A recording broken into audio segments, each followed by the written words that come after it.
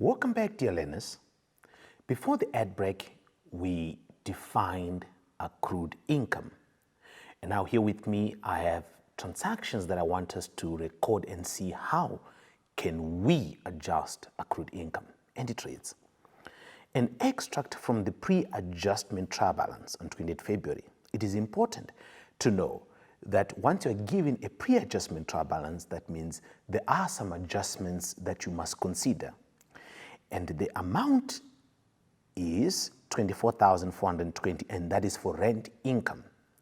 Now, the adjustment then reads, rent for February has not yet been received. It is important that you understand that a financial period has 12 months. A financial period has 12 months. Therefore, if our financial period has 12 months and it begins on the 1st of March, it would therefore end in the following year on the 28th of February. So if you count these months, it will give you 12 months. Very important that you understand that when we are preparing financial statements, we have to prepare for 12 months. Now we are told that rent for February has not yet, very important, has not yet been received. That simply means we have received rent from the 1st of March, but we have not yet received for the last month, which is February. In other words, from the 12 months that we are supposed to receive, we have not received for the full 12 months. We received for 1 month less. We have received for 1 month less, that is February, as they have said here. That means we have received for 11 months. But remember, in our financial statements, we need to record for 12 months. It therefore means the amount that we have here, which is 24,420, that is rent income for the 11 months. I want you to punch that in your calculator. If you say 24,420 divided by 11, how much do you get? It will give you 2,220.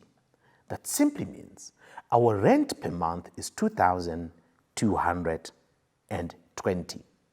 So it means the rent for February that has not yet been received is 2,220. Therefore, the first place to record this is in our general journal. There we go. We will now debit accrued income. Remember, that income belongs to us. We have not yet received it. So we will now call it accrued income. It is income that we are still to receive. So it is accrued income. So we'll debit accrued income, and then we will credit rent income. It is important for you to understand that income has a credit balance. Hence you see here, we credit rent income, 2,220. In the general ledger, it is important now to understand that we'll come to our rent income. Remember, rent income, I said it is an income account, and then income account increases on the credit side. So here you have your plus. We have the amount of 24,420. That is what we were given. Remember the one we divided. That was for the 11 months. So we call it our total. However, there is the rent income for the 1 month that is outstanding, which is 2,220. So we are going to credit it. In other words, we want to know how much is the income that we must get for the 12 months, because this one is for the 11 months and this one is for that 1 month. If we add them, we get income for 12 months. And then for our account to be correct, we will now come to the debit side. We close it off to profit and loss. In other words, we add these two amounts. If we add them, they should give us 26,640. This is what you see now on the debit side. And I say profit and loss, 26,640. That means I'm closing off my rent income account to the profit and loss account. You will now see I have an accrued income account. My accrued income, remember when I introduced today's class, that the accrued income has an asset element in it. That money belongs to us. So that is why you find my accrued income is then debited. So I debit it, then I say rent income, 2,220. I debit my accrued income account. Then when I come to my profit and loss, I would then credit it. I'll credit it. Remember here I had 26,640, which is what you then see here. When I come to my profit and loss, I then say rent income, and then I have my 26,640. When we record this in the general journal, it assists us when we are now doing the accounting equation.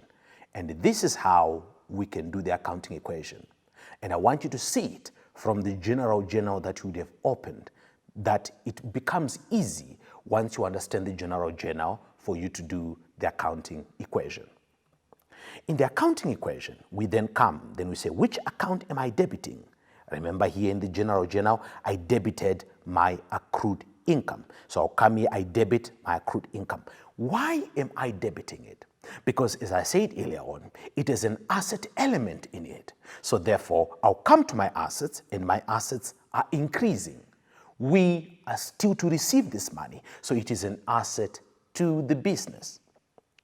And we will now credit rent income. As you see in the general journal, we credited rent income there, 2,220.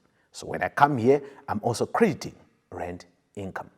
And rent income falls under our owner's equity, and income increases owner's equity. Therefore, that accrued amount is going to go and increase our owner's equity. Hence, you see here I say plus 2,220. And this adjustment has no effect on my liabilities. So I encourage you, when there is no effect, that you show a zero. Very important that if you want to understand the accounting equation, if you have completed the general journal, it will make it very easy for you.